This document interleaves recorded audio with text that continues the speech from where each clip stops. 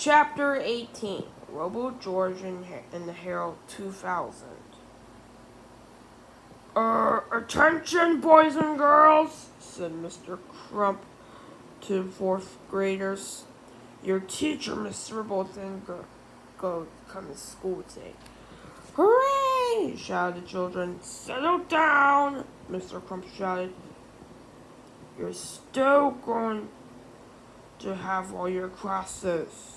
Oh, man, moaned the children. But you're going to have a substitute teacher, said Mr. Crump. Hooray! Shouted the children. And it's going to be me, said Mr. Crump. Oh, man, moaned the children.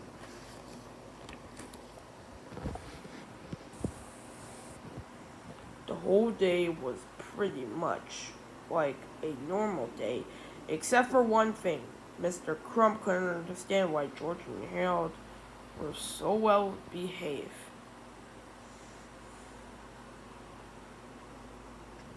They didn't make funny noises during science class. They didn't stick crayons up their noses during art class, and they didn't draw comic books during math class. In fact, they even walked past the sign without changing the letters around. Mr. Crump was stunted. All right, you two, Mr. Crump shouted. I know you're up to something. You better stop being good, or else you're gonna be in big trouble. But the Robo, George, and the Herald 2000 kept right on behaving. The only time they did something even remotely wrong was during recess.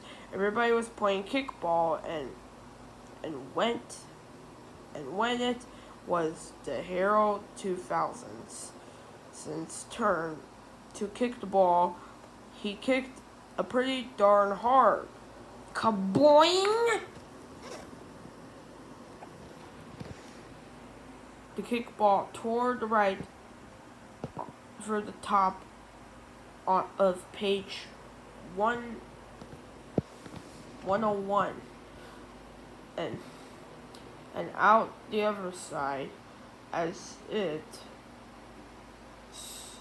sailed towards the other beginnings, the Earth's atmosphere.